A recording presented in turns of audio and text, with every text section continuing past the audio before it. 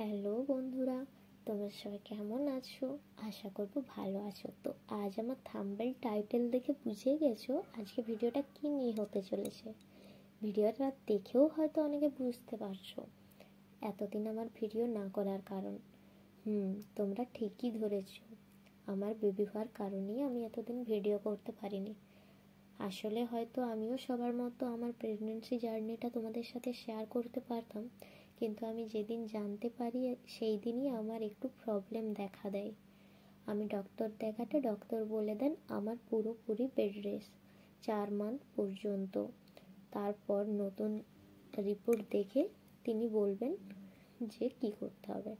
4 month পর যখন আমি নতুন ইউএসজি নিয়ে ডক্টর দেখাতে গেলাম, ডক্টর বলল ঠিক আছে, এখন এবার হালকা হালকা কাজ করতে পারো, কিন্তু কোনো ভারী কাজ করা চলবে না। তারপর তো আমার কোনো কিছু আর খেতেই পারতাম না, শুধুমাত্র ফল খেয়ে থাকতাম। তাই আর ইচ্ছে করতো না একটু ভিডিও বানাই। তাই আমার বেবি হওয়ার পর একটু সুস্থ হতে আবার ভিডিও করতে শুরু করলাম। এই ভিডিওতে যে গৃহপ্রবেশটা দেখছো, এটা আমার বেবির 1 মান্থ পর আমি যখন আমার বাবার বাড়ি আসি প্রথম, তখন এই ভিডিওটা বানিয়েছিলাম।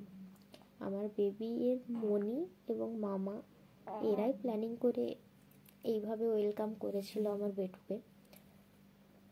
আমার যখন প্রথম নার্সিংহোম থেকে 5 দিনের দিন বাড়ি আসি, তখনই বেটুর পিপিরা এরকম ওয়েলকাম করবে বলে ঠিক করেছিল, কিন্তু আমাদেরই নার্সিংহোম থেকে আসতে অনেক রাত হয়ে গিয়েছিল, তাই আর করা হয়নি। তো ভিডিওটি কেমন লাগলো সবাই কমেন্ট করে বলো। যদি কোনো ভুল হয়ে থাকে তো ক্ষমা করে দিও।